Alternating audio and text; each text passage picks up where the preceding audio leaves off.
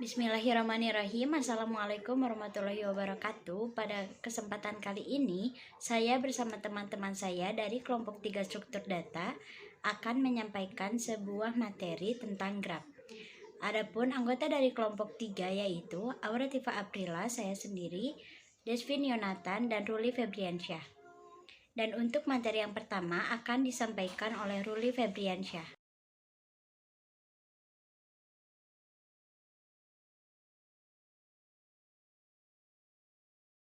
Assalamualaikum warahmatullahi wabarakatuh. Saya Ruli Febriansyah, saya akan menyampaikan materi pertama mengenai graf. Definisi graf. Graf merupakan himpunan simpul yang disebut dengan vertex atau disimbolkan dengan V kapital dan dapat dihubungkan satu simpul dengan simpul lainnya menggunakan link yang disebut dengan edge yang disimbolkan dengan E kapital. Di sini ada contohnya yaitu AC yaitu vertex dan dihubungkan dengan garis yang disebut dengan edge. Graf banyak digunakan untuk yang pertama menggambarkan topologi jaringan, peta jalan, saluran telepon, dan lain-lain. Contohnya diibaratkan A, B, C, D, E ini sebagai kotak. Kita bisa dari kota A, jika ingin ke kota E, maka melewati kota A, kota B, dan kota E. Sebaliknya dari kota E ke kota B dan ke kota A. Di sini ada perbandingan struktur data linear, tree, dan graf. Yang pertama, struktur data linear memiliki keterhubungan sekuensial atau terurut antara entitas data. Di sini ada contohnya linear, yaitu A, B, C, D. Jadi datanya itu terurut, jadi saling terurut. Yang kedua ada struktur data tree, yang mana mempunyai keterhubungan hierarkis, di mana saling membutuhkan antara datanya. Contohnya data D dan data E tidak mungkin ada jika tidak ada data B. Yang ketiga struktur data graf, yang mana memiliki keterhubungan tak terbatas antara entitas data. Jadi dari A bisa ke B, A bisa ke E, A bisa ke D, dan seterusnya. Yang selanjutnya sifat-sifat graf. Yang pertama, sebuah graf mungkin hanya terdiri dari satu simpul. Yang kedua, sebuah graf belum tentu semua simpulnya terhubung dengan busur. Yang ketiga, sebuah graf mungkin mempunyai simpul yang tak saling terhubung dengan simpul yang lain. Yang keempat, sebuah graf mungkin semua simpulnya saling berhubungan. Selanjutnya ada istilah-istilah pada graf. Yang pertama yaitu vertex. Vertex sendiri merupakan himpunan node pada sebuah graf. Yang kedua ada edge, yang mana ini garis yang menghubungkan tiap node atau vertex.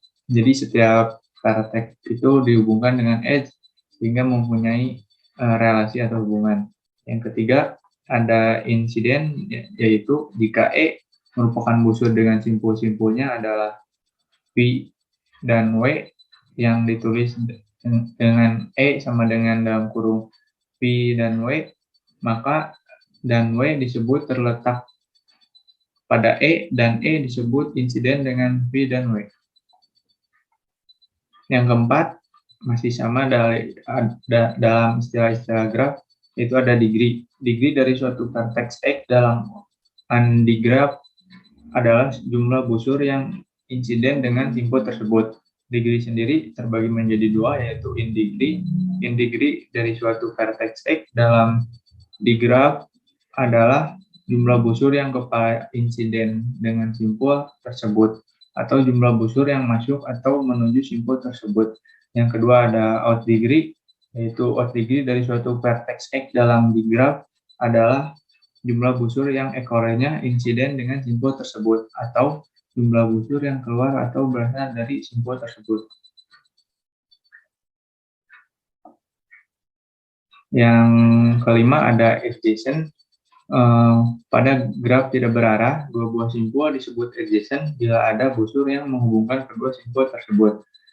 Simpul V dan W disebut adjacent pada graf berarah.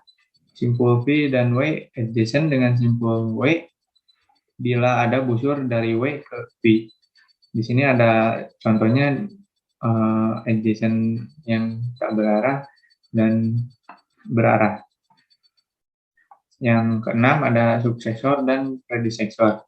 Pada graf berarah, bila simpul V adjacent dengan simpul W, maka simpul V adalah suksesor simpul W, dan simpul W adalah predecessor dari simpul V. Yang terakhir atau yang ketujuh ada fetch. Sebuah fetch adalah serangkaian simpul-simpul berbeda yang adjacent secara berurut-turut dari simpul satu ke simpul berikutnya. Di sini ada contoh gambarnya. Jadi serangkaian simpul-simpul ini berurutan ke simpul berikutnya. Yang selanjutnya ada masalah-masalah graf. Yang pertama ada task network problem atau masalah jaringan tugas. Membuat penjadwalan pengerjaan suatu proyek yang memungkinkan waktu menyelesaikan tersingkat. Jadi dicari penyelesaian tersingkatnya bisa menggunakan graf. Yang kedua ada minimum spanning tree problem, yaitu masalah pencarian pohon rentang minimum atau mencari rentangan kabel listrik yang totalnya adalah minimal untuk menghubungkan sejumlah kota. Jadi contohnya jika ada dua kota yang memasang listrik, maka dihubungkan dengan kabel listrik yang minimal jadi dicari yang minimalnya untuk menghubungkan sejumlah kota tersebut. Yang ketiga ada traveling salesperson problem, yaitu tukang pos mencari lintasan terpendek melalui semua alamat penerima pos tanpa harus mendatangi suatu tempat lebih dari satu kali. Jadi masalah ini dapat diselesaikan dengan Grab sehingga lebih efisien dan efektif. Yang keempat ada four color problem, yaitu dalam menggambarkan peta memberikan warna yang berbeda pada setiap provinsi yang saling bersebelahan. Nah, jadi ini masalah-masalah yang dapat diselesaikan dengan menggunakan graf. Materi selanjutnya akan disampaikan oleh teman saya. Terima kasih. Perkenalkan, saya Desmin Yonatan. Di sini saya akan menjelaskan tentang jenis-jenis grab. Yang pertama ada directed grab atau disingkat D-grab. Grab yang sisinya memiliki arah. Setiap edge memiliki anak panah yang mengarah ke node tertentu. Secara notasi, sisi D-grab ditulis sebagai vertex U menuju ke vertex V. U sebagai vertex origin atau vertex asli, dan V sebagai terminus atau vertex tujuan. Atau edge antar vertex diwakilkan dengan kurung sudut. Contoh pengerjaan dari D-grab ini adalah vertex A, B, C, D, F. Dari vertex A ke vertex B, kemudian dari A ke C, dari B ke C, dari C ke F, dari D ke B, dari E ke A, dan dari E ke C. Selanjutnya ada undirected graph atau undi-graph, graph yang sisinya tidak memiliki arah. Contohnya X ke Y, arah bisa dari X ke Y atau Y ke X. Secara grafis, sisi pada undi-graph tidak memiliki mata panah, dan secara notasional menggunakan kurung kerawal, U ke V atau V ke U. Contoh pengerjaan undirected graph ada vertex A, B, C, D, dan F. Edge-nya ada A ke B, A ke C, A ke E, B ke A, B ke C, B ke D, C ke A, C ke B, C ke E, C ke F, D ke B, E ke A, E ke C, dan F ke C. Selanjutnya ada jenis graph yang ketiga, yaitu weight graph. Graph yang memiliki bobot, yaitu pada tiap edge memiliki nilai. Dapat dipresentasikan oleh undirected graph atau directed graph. Weighted graph dapat dipresentasikan sebagai jarak lama, waktu, dan lainnya. Contoh pengerjaannya ada vertex A, B, C, D, dan F. Edge-nya dari vertex A ke B 5. 5 itu sebagai beban atau dipresentasikan sebagai jarak atau lama waktu, tergantung pada studi kasusnya. Kemudian ada vertex A ke C 4, vertex A ke E 11, vertex B ke A 5, vertex B ke C 7, vertex D ke B 3, vertex C ke A 4, vertex C ke B 7, vertex C ke E 6, vertex C ke F 4, vertex D ke B 3, vertex E ke A 11, vertex E ke C 6, dan vertex F ke C 4. Kemudian di sini ada representasi graph dalam matriks. Di graph atau undirected graph, 0 berarti tidak ada relasi edge, sedangkan nilai 1 menunjukkan ada relasi edge. Sedangkan pada weighted graph, nilai diisi dengan nilai beban edge-nya. Kemudian operasi pada graph. Yang pertama ada add vertex, yaitu menambahkan vertex baru ke dalam graph. Kemudian ada delete vertex, untuk menghapus vertex tertentu di suatu graph. Ada add edge, menambahkan edge baru yang menghubungkan antar vertex di suatu graph. Dan ada delete edge, untuk menghapus suatu edge yang menghubungkan antar vertex di suatu graph. Kemudian ada search path, mencari panjang path dari suatu vertex ke vertex lain. Dan yang terakhir ada transversing, yaitu untuk penelusuran dari vertex ke vertex lainnya dengan penghubung edge. Untuk selanjutnya, saya akan menyampaikan materi tentang salah satu operasi pada graph, yaitu metode pencarian vertex, yaitu metode penelusuran atau pencarian dari satu vertex ke vertex lainnya dengan penghubung node. Nah, untuk yang pertama di sini ada depth first search atau yang disingkat DFS. Penelusuran DFS yaitu dilakukan dengan melakukan pengecekan pada node dengan kedalaman yang pertama dari node yang ditinjau hingga yang paling akhir atau hingga tujuan dari node yang dicarinya tercapai. Atau proses pencarian dilakukan dengan mengunjungi cabangnya terlebih dahulu hingga tiba di simpul yang terakhir. Nah, bisa dilihat pada gambar di sini ya, karena dicari dari awal, nah yaitu cabangnya di sini ada V1, kemudian kita melakukan penelusuran kepada kedalaman pertama dari node, yaitu di sini kita mengikuti panah ini, yaitu ada V2. Setelah V2 dilakukan penelusuran selanjutnya kepada V4.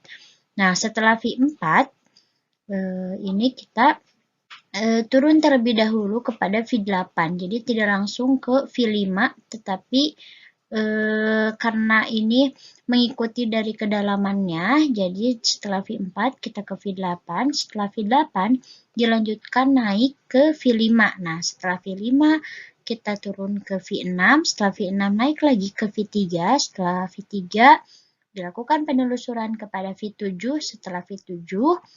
Nah, setelah V7 di sini ada V8, tetapi V8 ini sudah dilewati setelah V4. Nah, karena sudah dilewati, jadi V8 tidak dianggap untuk dilewati lagi. Nah, dari gambar di samping diperoleh urutan yaitu V1, V2, V4, V8, V5, V6, V3, dan V7. Nah, untuk yang selanjutnya yaitu breadth first search atau yang disingkat BFS, yaitu penelusuran yang dilakukan dengan mengunjungi tiap-tiap node-nya pada setiap level. Nah, penelusuran ini tidak jauh berbeda dengan DFS, tetapi dalam BFS ini dilakukan penelusuran dari level-level yang sama. Jadi kita mengikuti di level-levelnya terlebih dahulu sampai level akhir. Nah, seperti di sini ada 4 level. Yaitu yang pertama ini level 1, nah ini level 2, dan di sini ada level 3, dan yang terakhir ini adalah level 4. Nah, karena ini menggunakan BFS, jadi dilakukan dari level pertama, yaitu V1. Setelah V1 dilakukan penelusuran di level kedua, yaitu ada V2 dan V3. Setelah ini dilakukan di level ketiga, yaitu V4, V5, V6, dan V7. Nah, setelah penelusuran di V3 selesai, kita terakhir di level keempat atau di level terakhirnya di tujuannya yaitu V8.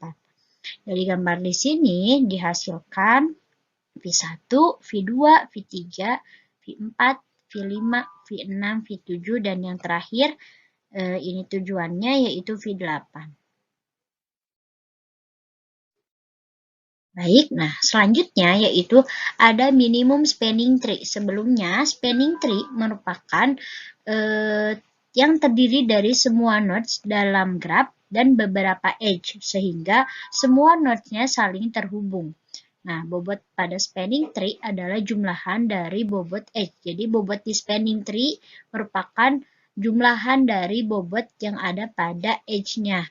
Nah, contohnya di sini yang pertama ada gambar ini merupakan graph. Gambar yang kedua merupakan spanning tree yang mempunyai bobot 22. Nah, di sini graph. Jadi, karena ini graph, jadi ini masih saling, semuanya saling terhubung. Semuanya saling terhubung. Nah, di gambar kedua ini, karena ini merupakan spanning tree, jadi di sini hanya node-node-nya ini yang terhubung, tapi di sini tidak ada 2, 5, ada 1 dan 5, 6, 4 karena ini membentuk sirkuit. Lalu apa minimum spanning tree? Minimum spanning tree merupakan graph yang terhubung yang diperoleh dari memutus sirkuit dalam graph. Kemudian tidak memiliki arah dan memiliki bobot minimal. Di sini kita bisa lihat contohnya, di sini minimum spanning tree yang mempunyai bobot 20. Nah, karena ini minimum spanning tree, jadi di sini diperoleh dari memutus sirkuit yang ada dalam graph. Nah, seperti di dalam graph yang ini, nah di sini ada sirkuitnya yaitu ada 3, 2, 3, 2, dan di sini ada juga 3, 4. Karena ini minimum spanning tree, jadi sirkuit-sirkuit ini diputuskan sehingga menghasilkan yang seperti ini. Lalu di sini ada syarat-syarat graph yang dapat dicari minimum spanning tree. Yaitu ada 3. Yang pertama, grafnya harus terhubung. Jadi grafnya harus yang saling terhubung. Kemudian yang kedua, ruasnya mempunyai bobot. Dan yang terakhir yaitu harus graf yang tidak berarah. Nah, untuk algoritma yang dipakai menentukan minimum spanning tree ini ada 2. Yang pertama yaitu algoritma Kruskal, yang kedua algoritma Prim. Yang pertama kita bahas terlebih dahulu algoritma Kruskal. Nah, untuk algoritma Kruskal ada langkah-langkahnya. Yang pertama, graf pada awalnya hanya terdiri dari node-node saja, belum ada edge-nya. Kemudian kita tambahkan edge-nya berdasarkan bobot yang paling kecil terlebih dahulu, dan edge yang ditambahkan tidak boleh membentuk sirkuit. Kemudian yang terakhir, ulangi langkah 2 sebanyak n kurangi 1 kali. Nah, seperti bisa dilihat, step 1 di sini hanya node-nya saja, belum ada edge-nya. Kemudian di step 2 kita tambahkan edge-nya dari bobot yang paling kecil. Karena di sini bisa dilihat bobot yang paling kecilnya yaitu 5, 6, 2. Jadi kita di sini edge-nya di 5 dan 6. Setelah itu kita cari lagi bobot yang paling kecil setelah 2 yaitu ada 3. Nah, sini sambungkan di 1, 2.